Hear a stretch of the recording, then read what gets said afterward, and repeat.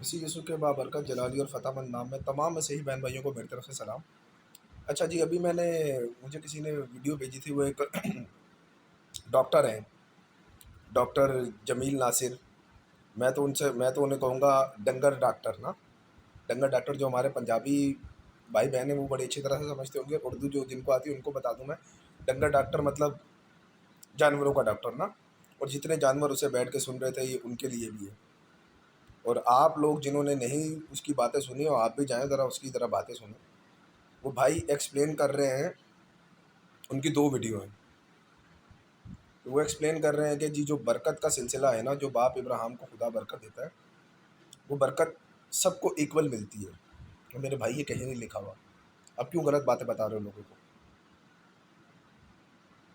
मैं आपको शुरू से थोड़ा-सा बाप इब्राहिम का नस्बनामा बताता हूँ, जैसे-जैसे खुदा उनसे मतलब खुदा तो उनसे काफ़ी दफ़ा मिलता है, लेकिन वो मेजर पॉइंट जो इस सारी चीज़ को अटैच करते हैं।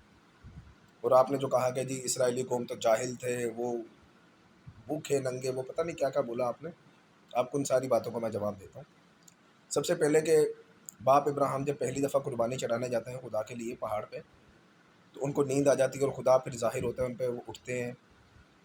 फिर खुदा उनसे हम कलाम होता है और उनसे कहता है कि ए इब्राहिम, मैं सच कहता हूँ कि तेरी कौम, तेरी नस्ल 400 साल गैर कौम की गुलामी करेगी, और वहाँ से 400 साल बाद मैं उन्हें वहाँ से निकाल लूँगा और वो सोना चांदी लेके निकलेंगे। पहली बात तो ये कि वहाँ पर जाना इसराइल का मिस्र में खुदा की तरफ से था। वो जिस उसमें भी था, लेकिन था खुदा का प्लान था, खुदा का मंसूबा था। उसमें तुम और मैं कुछ भी नहीं कर सकते। आज भी नहीं कुछ कर सकते, कल भी कुछ नहीं कर सकते थे। अगर हम उस वक्त होते तब भी कुछ नहीं कर सकते थे। तो खुदा के इरादे जो है ना, उनको इंसान ना तो समझ सकता है, ना कभी परख सकता है, ना ही उनको रोक सकता है। शैतान नहीं रोक सकता। जिसकी तू नस्ल है, तो हमारी तो कोई बात ही नहीं ना। ठीक है।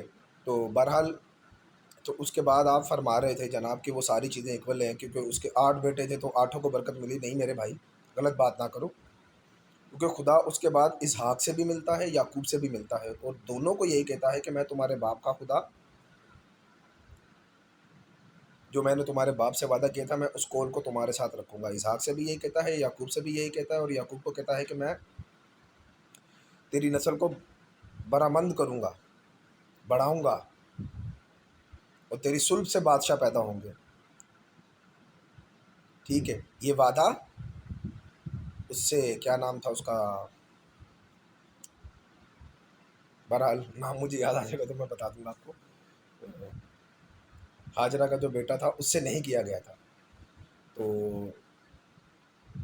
मेरे भाई, ये आप लोगों के लिए है। आप तमाम बहन भाई, आप खुद पढ़ा करें बाइबल आप लोग। ये इसी तरह आप लोगों को गलत चीज़ें, गलत बातें बताते रहेंगे। जहाँ से 4 पैसे मिलेंगे उनके हक़ में बोल देंगे, जो 4 पैसे नहीं देगा वो उसके हक़ में नहीं बोलेंगे। जिस तरह ये अपने इबादत खानों में भी करते हैं कि बड़ी कुर्सी पे उसी को बिठाते हैं जिससे इनको 4 पैसों की उम्मीद होती है कि यार ये बंदा जो है ना, हमें कुछ चंदा-वंदा देने में, हमारे चर्च वर्च के इधर-उधर कहीं न कहीं कुछ ना कुछ डोनेशन दे जाएगा। तो गरीब आदमी जो है ना, वो बाहर बैठा होता है, उसके लिए अंदर जगह भी नहीं होती। सही है। या इनके जो चमचे होते हैं वो इनके आगे पीछे होते हैं। ठीक है। तो उसके बाद फिर ये भाई कहते हैं कि वो जी बनी इसराइल तो बड़ी जाहिल कौम थी, ये थी, वो थी, ये खाने वाले थे, वो खाने वाले थे, ईंटें उठाने वाले थे। मेरे भाई, तूने कौन सी बाइबल पढ़ी हुई है? ज़रा मुझे भी तो बता दे। ठीक है। आप तमाम लोगों को मैं ये बता रहा हूँ, देखिए आप पैदाइश की किताब पढ़ें। जो नहीं पढ़ना जानते वो सुने। ऑडियो में बाइबल है, आप लोग सुन सकते हैं। ठीक है। तो आप जाके सुने। जब आप यूसुफ़ का सिलसिला, जब यूसुफ़ की कहानी शुरू होती है, जब यूसुफ़ को बेचा जाता है और यूसुफ़ मिस्र जाता है, और यूसुफ़ को जो है वहाँ पर एक मालदार जो आदमी होता है वो अपने उसको ख़रीद लेता है और अपने घर का मुख्तियार बनाता है। तो भाई, घर का मुख्तियार ऐसे नहीं बनाया जाता किसी को। वो आदमी में अक्ल थी, ईमानदार था, मेहनती था, पढ़ा लिखा होगा, इसीलिए उसे घर का मुख्तियार बनाया गया था। आप जैसे आदमी को तो नहीं, जो चापलूसी करके इधर-उधर की बातें करके लोगों को बेवकूफ़ बना के इस तरह मुख्तियार नहीं बना था वो। वो मेहनत करके बना था। क्योंकि आप लोगों को ये भी पता होना चाहिए, जब आप पैदाइश की किताब पढ़ेंगे, कि मिस्री लोग किस कदर नफ़रत करते थे इब्रानियों से। क्योंकि जब वो उसकी बीवी यूसुफ पे इल्ज़ाम लगाती है कि ये तो इब्री को लाया, ये मेरे साथ मजाक कर रहा है। जब उस पर इल्ज़ाम लगाती है कि ये मेरे साथ गलत काम करने की कोशिश कर रहा था, तो भाई आप सोचें कि वो किस कदर उनसे नफरत करते थे, लेकिन वो फिर भी आगे बढ़ा। ठीक है।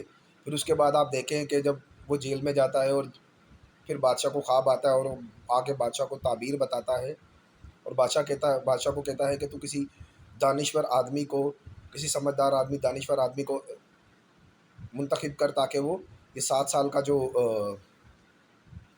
फसल है, जो अच्छी फसल है, इसमें गल्ला जमा करे और आगे 7 साल जो काल के हैं उनमें गुजारा हो सके। तो फ़िरौन क्या कहता है कि तेरे से ज़्यादा समझदार दानिश्वर आदमी में कौन कहाँ मिल सकता है। तो मेरे भाई वो इस कदर दानिश्वर, समझदार, पढ़ा लिखा आदमी था। अगर उस वक़्त भी मिस्री तालीम याफ़्ता थे, तो सोच के उसके पास क्या तालीम होगी जो उसके सारे ताबे हो गए थे। तो भाई ये तो बेवकूफ़ों वाली जो कहानी है ना, जो तुम लोग कहानियाँ गढ़ते हो, ये ना गढ़ा करो। सही है? तो आप लोगों से मैं दोबारा यही गुज़ारिश करूँगा, आप लोग जाएँ, आप लोग खुद पढ़ा करें, खुद समझा करें। ये डंगर डॉक्टर जितने भी हैं ना, ये नासिर जमील और इन जैसे जितने भी हैं, जिनके पास सर्टिफ़िकेट है, ये दुकानों के, बिज़नेस चलाने के, ये आपको कुछ नहीं बताएँगे। ये आपकी नस्ल को मज़ीद जो है वो बर्बादी की तरफ लेके जाएँगे। आप लोग खुद पढ़ें, खुद समझें। मेरी बातों पे भी यकीन नहीं आता तो आप पैदाइश की किताब पढ़ें। और फिर मेरे भाई, तूने अगर ये सारा पढ़ा है तो तूने वो रोमियो के ख़त क्यों नहीं पढ़े, 9 बाब से 11 बाब तक? पौलुस रसूल क्या कहता है? 9 से 11 तक पढ़ें ज़रा। 9 से 11 बाब आप पढ़ें, आपको बहुत सारी चीज़ें वाज़ेह। पौलुस रसूल सख्ती से इस यहूदियों पे जो है वो तनकीद करता है और आखिर में कहता है कि ये मत समझना कि अगर तुम पे फजल हुआ है तो तुम लोग यहूदियों से बड़े हो गए हो या खुदा की नज़र में ज़्यादा मकबूल हो गए हो। वो क्या कहता है कि अगर खुदा असल की जगह पे हम जंगली टानी को काट के लगा सकता है ना, तो असल को पाबंद भी कर सकता है। क्योंकि वो इसलिए काटेंगे क्योंकि वो गुनाहों की वजह से। तो अगर हम भी इसी तरह अंधे, बेवकूफ़ बन के इन गधों, डंगर डॉक्टरों के बातों में आते रहेंगे ना, तो हमारा भी हाल ये लोग वही करेंगे। ये हमें भी उसी तरफ लेके जाने की कोशिश में लगे हुए हैं कि हम भी जो हैं वो, जैसे उस वक़्त बनी इसराइल के लोग और उनके जो फ़क़ी और फ़रीसी थे, जो पादरी साहिबान थे उस वक़्त के, जो उनके जो लोग थे, वो भी लोगों को इसी तरह किसी किस्म की तालीम, अच्छी बातें या जो सही बातें थे वो बताते नहीं थे, लोगों को गलत बातें बताते थे और लोग गुमराह होते थे और लोग खुद से कुछ भी करना नहीं चाहते थे। तो आप लोगों के भी हाल वही हैं। तो मैं आपको ये बता रहा था कि उसके बाद फिर जो क्या होता है, उनका वो जो ईंटें उठाने वाली जो आप बात कर रहे थे, वो हुआ क्यों था? क्योंकि वो लोग मिस्र में बढ़ते जा रहे थे, खुदा उनको बरकत दे रहा था, लेकिन वो सारा होना था तो आहिस्ता-आहिस्ता उनको जो था वो ईंटों पे लगा था। जिस तरह हमारे पाकिस्तान में, हमारे लोगों के पाकिस्तान बनाने में किस तरह कॉन्ट्रिब्यूशन थी, वो सब जानते हैं। कि मेडिकल, मैंने आपको बताया, तो बहुत सारे जो इदारे हैं, बहुत अच्छी-अच्छी चीज़ें सारे वो बनाने वाले, इस मुल्क में निज़ाम चलाने वाले हमारे लोग थे। उनको किस तरह आहिस्ता-आहिस्ता साइड पे किया गया और आज उनके लिए बहुत मुख्तसर सी जॉब होती है। हमारे पढ़े लिखे लोग क्या काम कर रहे होते हैं वो हमें भी पता है और आपको भी पता है। तो ऐसा ही उस वक़्त उनके साथ हुआ था। उसका ये बहुत छोटा-सा नमूना है, लेकिन उनके साथ तो बहुत शदीद एक बड़े लेवल पे जाके हुआ था। लेकिन हमारे साथ चलें उस तरह तो नहीं, लेकिन किसी हद तक वो सेम सारी चीज़ें हुई हैं, लेकिन उस शिद्दत से नहीं हुई। तो मेरे भाई, तू क्यों लोगों को बेवकूफ़ बना रहा है? कौन सा डॉक्टर है तू? किस चीज़ का डॉक्टर है? जिस चीज़ का डॉक्टर है ना, जाके उधर दुकान खोल।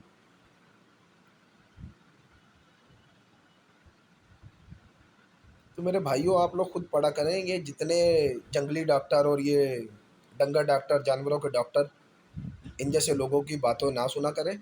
और अगर आप मैं ऐसा करता हूँ, मैं वो सारे हवाले जो है ना वो लगा देता हूँ, आप खुद पढ़ लीजिएगा और खुद समझ लीजिएगा। खुदा आप सबको बरकत दे, खुदा आप सबकी नॉलेज में इजाफ़ा करे और आपको अपने कलाम की तरफ बढ़ाए। मसीह यीशु में आप सबको मेरी तरफ से सलाम।